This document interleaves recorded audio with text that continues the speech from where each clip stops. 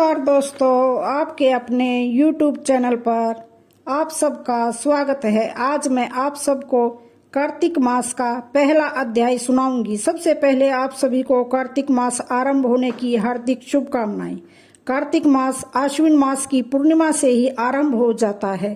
कार्तिक मास वर्ष भर में आने वाले 12 मासों में सबसे अधिक महत्वपूर्ण है। यह मास श्री हरि विष्णु भगवान विष्णु को अति प्रिय है। इस पवित्र मास में भक्तजन विभिन्न प्रकार से विष्णु भगवान को प्रसन्न करने के लिए व्रत का पालन करते हैं। कार्तिक मास में मंदिरों में रात्रि जागरण करते हैं तथा ब्रह्म मुहूर्त में प्रभात फेरियां निकाली जाती हैं। कार्तिक मास में केले तथा तुलसी के पौधे का दान करना विशेष रूप में फलदायक माना गया है। इस मास में ब्रह्म मुहूर्त में स्नान करना, तुलसी पूजा करना, दीप दान करना, भूमि पर शयन करना, ब्रह्मचर्य का पालन करना, अन्न दान करना तथा श्री हरि विष्णु भगवान जी का ध्यान करना, इन सभी नियमों का पालन किया जाता है। कार्तिक मास का व्रत करने वाले व्यक्तियों को किसी की निंदा या विवाद में नहीं पड़ना चाहिए। उन्हें अपने मन पर संयम रखना चाहिए। तो दोस्तों, आइए शुरू करते हैं कार्तिक मास का पहला अध्याय। मैं सिमरू माता शारदा, बैठे जी भाए, कार्तिक मास की कथा, लिखे कमल हर्षाए। नैमिषारण्य तीर्थ में श्री सूत जी ने 88,000 शौनकादि ऋषियों से कहा, अब मैं आपको कार्तिक मास की कथा विस्तार पूर्वक सुनाता हूँ, जिसका श्रवण करने से मनुष्य के सभी पाप नष्ट हो जाते हैं और अंत समय में बैकुंठ धाम की प्राप्ति होती है। सूत जी ने कहा, श्री कृष्ण जी से अनुमति लेकर देवर्षि नारद के चले जाने के पश्चात सत्यभामा प्रसन्न होकर भगवान कृष्ण से बोली, हे प्रभु, मैं धन्य हुई, मेरा जन्म सफल हुआ। मुझ जैसी त्रिलोकी सुंदरी के जन्मदाता भी धन्य हैं, जो आपकी 16,000 रानियों के बीच में आपकी परम प्यारी पत्नी बनी। मैंने आपके साथ नारद जी को वह कल्प वृक्ष विधि पूर्वक दान में दिया, परंतु वही कल्प वृक्ष मेरे घर लहराया करता है। यह बात मृत्युलोक में किसी स्त्री को ज्ञात नहीं है। हे त्रिलोकीनाथ, मैं आपसे कुछ पूछना चाहती हूँ। आप मुझे कृपया कार्तिक महात्म्य की कथा विस्तार पूर्वक सुनाइए, जिसको सुनकर मेरा हित हो और जिसके करने से कल्प पर्यंत भी आप मुझसे विमुख न हो।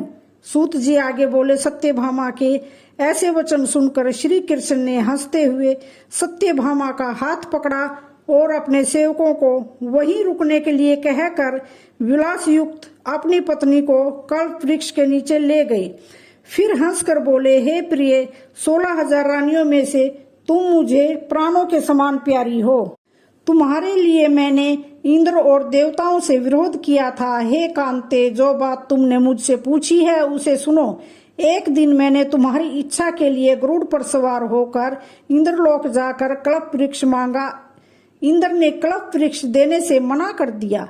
तो फिर इंद्र और गरुड़ में घोर संग्राम हुआ और गोलोक में भी गरुड़ जी ने गौ से युद्ध किया। गरुड़ की चोंच की चोट से उनके कान एवं पूंछ कटकर गिरने लगे, जिससे 3 वस्तुएं उत्पन्न हुई। कान से तंबाकू, पूंछ से गोभी और रक्त से मेहंदी बनी। इन तीनों का प्रयोग करने वालों को कभी मोक्ष नहीं मिलता। तब गौ ने भी क्रोधित होकर गरुड़ पर वार किया, जिससे उनके 3 पंख टूटकर गिर गए। इनके पहले पंख से नीलकंठ, दूसरे से मोर और तीसरे से चकवा चकवी उत्पन्न हुए। हे प्रिय, इन तीनों का दर्शन करने मात्र से ही शुभ फल प्राप्त हो जाता है। यह सुनकर सत्यभामा ने कहा, हे प्रभु, कृपया मुझे मेरे पूर्व जन्मों के विषय में बताइए कि मैंने पूर्व जन्म में कौन कौन से दान, व्रत व जप नहीं किए हैं। मेरा स्वभाव कैसा था, मेरे जन्मदाता कौन थे और मुझे मृत्युलोक में जन्म क्यों लेना पड़ा। मैंने ऐसा कौन सा पुण्य कर्म किया था जिससे मैं आपकी अर्धांगिनी हुई। श्री कृष्ण ने कहा, हे प्रिय, अब मैं तुम्हारे द्वारा पूर्व जन्म में किए गए पुण्य कर्मों को विस्तार पूर्वक सुनाता हूँ, उसे सुनो। पूर्व समय में सतयुग के अंत में मायापुरी में अत्रि गोत्र में वेदांत का ज्ञाता देव शर्मा नामक एक ब्राह्मण निवास करता था। वह प्रतिदिन अतिथियों की सेवा, हवन और सूर्य भगवान का पूजन किया करता था। वह सूर्य के समान तेजस्वी था। वृद्धावस्था में उसे गुणवती नामक कन्या की प्राप्ति हुई। उस पुत्रहीन ब्राह्मण ने अपनी कन्या का विवाह अपने ही चंद्र नामक शिष्य के साथ कर दिया।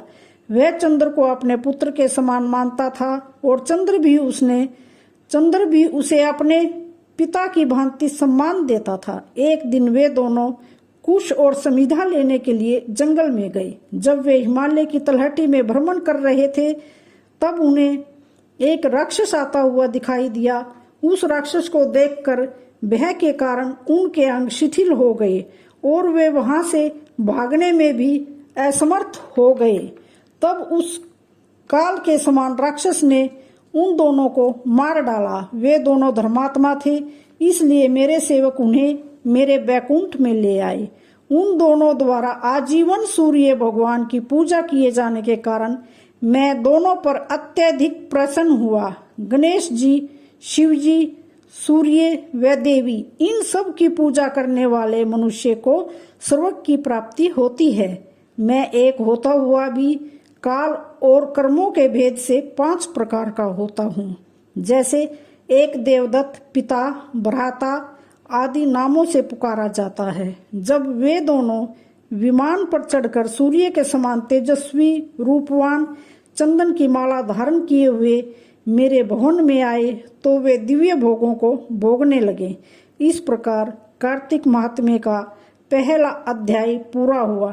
बोलो बांके बिहारी लाल की जय। यदि आपको वीडियो पसंद आया है तो कमेंट बॉक्स में जय श्री कृष्णा, जय श्री राधे जरूर लिखना और चैनल को लाइक, शेयर, सब्सक्राइब जरूर करें। धन्यवाद।